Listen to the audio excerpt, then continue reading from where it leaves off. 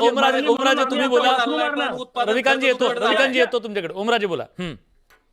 एक सांगतो, हे म्हणतेत की आम्ही फार चांगल्या योजना राबवल्या. मग तुम्ही एवढ्या चांगल्या योजना राबवल्या म्हणून शेतकरी आत्महत्या करायलाय का आता? मग तुमचं एवढं सगळं शेतकऱ्याच्या म्हणजे कष्टाला सगळं भाव देणारं सरकार आहे असं तुम्ही सांगता, दावा करता, म्हणून शेतकरी आत्महत्या करायलाय का? 8 हे तासाला एक शेतकऱ्याचं काटा आत्महत्या. काढणारं सरकार आहे. अतिशय दुर्दैवी आहे.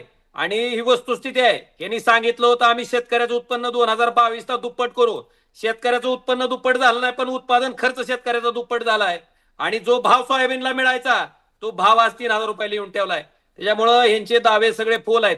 आणि मला वाटतंय पक्ष पार्टी ह्या सगळ्या गोष्टीत विचार करण्यापेक्षा ज्या शेतकऱ्याला जगण्यासाठी झगडतोय, ज्याला नितांत गरज आहे त्या कर्जमाफीची, जे वचन हे आपण त्याला दिलंय, ते वचन देऊन त्याची मतं आपण घेतलीत. मला वाटतंय सरकारनं ते वचन त्या ठिकाणी तातडीनं पाळणं गरजेचं आहे. अजून किती शेतकऱ्याच्या आत्महत्या होण्याची वाट सरकार बघणार आहे? मला वाटतंय पण याला राजकीय वळण न देता ओमराजे मला सांगा, राज्याचे अर्थमंत्री आणि कृषी मंत्री जे बोलतायत त्याच्यावर वाटतं का तुम्हाला की ते कर्जमाफी करतील? आपण अंधश्रद्धा बाळगतोय का? त्यांचे जर स्टेटमेंट बघितले तर मग शेतकऱ्याला कर्जमुक्ती देतो म्हणून कशामुळे आश्वासन दिलं? काय कारण होतं? मग का फक्त मतं घ्यायची होती म्हणून आश्वासन दिलं? मतं मिळाली, झालं, आता विषय मिटला का?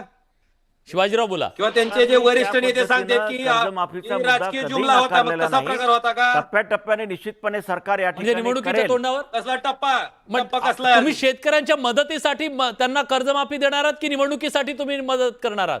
निवडणुकीच्या तोंडावर द्यायचं. 5 वर्ष किती मरतील शेतकरी?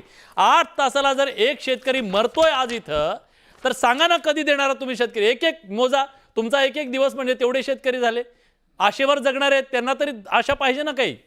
शेतकरी आत्महत्या करतायत निश्चित, पण या सरकारच्या काळात करताय असं नाही. काँग्रेस सरकारच्या काळापासून सुद्धा शेतकरी आत्महत्या महाराष्ट्रामध्ये असेल किंवा देशामध्ये त्या पद्धतीनं करतायत. 15 वर्ष झाली तुम्हाला, आता 15 वर्ष त्या पद्धतीनं सरकारने ज्या प्रकारचे आश्वासन दिलेले ते आश्वासन निश्चितपणे सरकार पाळण्याचं काम या ठिकाणी कर्जमाफीच्या संदर्भात करेल अशा प्रकारचा महाराष्ट्रामधल्या तमाम शेतकऱ्यांना आम्ही सर्वांना तशा प्रकारचा विश्वास आहे. आज 6 महिन्याच्या ठीक आहे, एक एक जण शेतकरी आत्महत्या करतायत हे खुद्द कॅबिनेट मंत्र्यांनी विधानसभेच्या सभागृहामध्ये सांगितलं.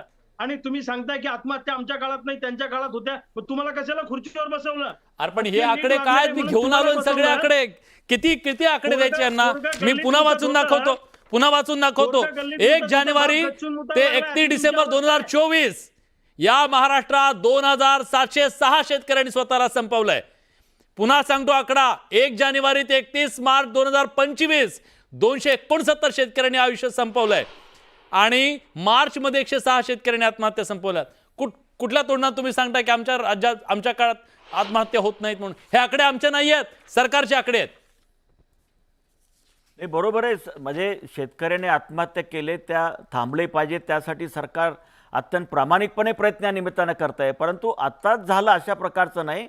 मागल्या सरकारच्या काळामध्ये सुद्धा निश्चित शेतकऱ्यांनी आत्महत्या मोठ्या प्रमाणात या ठिकाणी केलेले आहेत. आणि आता याला दूर करण्याचा प्रयत्न निश्चितपणे या ठिकाणी देशाचं सरकार, मोदी सरकार असेल किंवा राज्याचं सरकार, या ठिकाणी देवेंद्र फडणवीस साहेबांचं सरकार या ठिकाणी करत आहे. आणि मला विश्वास आहे ऐका ना, ते चुकले, त्यांच्या काळात आत्महत्या होत होत्या म्हणून तुम्हाला सत्तेत आणलं ना. तुम्हाला सत्तेत कशासाठी आणलं? तुम्हाला सत्तेत याच्यासाठीच आणलं ना, तुम्ही शेतकऱ्यांच्या आयुष्यात अच्छे दिन घेऊन याल म्हणून. नाही, म्हणून मी आपल्याला सांगितलं की आता ज्या पद्धतीनं महाराष्ट्राच्या सरकारनं या ठिकाणी देवेंद्र फडणवीस साहेबांच्या सरकारनं किंवा केंद्रातल्या मोदी सरकारनं ज्या प्रकारच्या योजना या ठिकाणी देशामध्ये शेतकऱ्यांसाठी राबवल्या, तेवढ्या योजना आतापर्यंत कुठल्याही सरकारनं राबवल्या नाही. त्याचं सर्व रेकॉर्ड आपल्याकडे आहे. आणि त्या पद्धतीने ओमराजे, शेवटची कमेंट. आज राज्यातल्या शेतकऱ्यांना दिलासा द्यायचा असेल तर केवळ कर्जमाफी हा उपाय का? काय नेमकं करावं लागेल? ह्या आत्महत्यांच्या आकडे, अहो कुठल्या युद्धात मेले नसतील, एवढे महायुद्धात मेले नसतील. 49,000 शेतकरी गेल्या 25 वर्षामध्ये मेलेत. पडेजी, शेतकऱ्यांना त्या ठिकाणी सरकारनं जे शेतकरी माल उत्पादित करतो, जसं अंबानीनं अदानीनं सिमेंटचं पोतं तयार केल्यावर त्याच्यावर किती नफा कमवायचा हा अधिकार त्याचा स्वतःचा आहे का? तर तो ते सिमेंटचं पोतं उत्पादित करतो. त्याच पद्धतीनं एखाद्या शेतकऱ्यानं सोयाबीन उत्पादित केल्याच्या नंतर त्या सोयाबीनवर किती नफा कमवायचा आहे हा अधिकार शेतकऱ्याला पाहिजे का नको? त्यानं उत्पादित केल्यावर कांद्यावर त्यानं किती नफा कमवायचा आहे हा अधिकार त्याला पाहिजे का नको? त्याचे भाव वाढल्याच्या नंतरच सरकारचं लक्ष जात आहे, मगच सरकार डीओसी आयात करतंय, मगच सोयाबीनचे भाव सरकार पाडतंय, कांद्याच्या बाबतीत पण तसंच करतंय.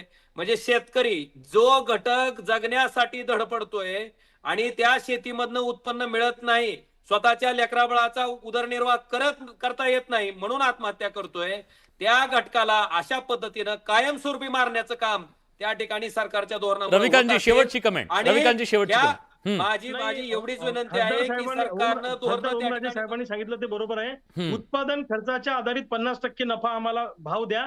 आम्ही तुमच्या दारात आयुष्यात कर्जमाफी नाही, कोणतीच योजना मागायला येणार अगदी नाही. बरोबर आहे. सिंचनाची सोय उपलब्ध करून द्या, पूर्ण वेळ आम्हाला लाईट उपलब्ध करून द्या, नवं तंत्रज्ञान आमच्यापर्यंत येऊ द्या, आम्हाला गोडाऊन गावामध्ये उपलब्ध करून द्या आणि मार्केटिंगची व्यवस्था करून द्या.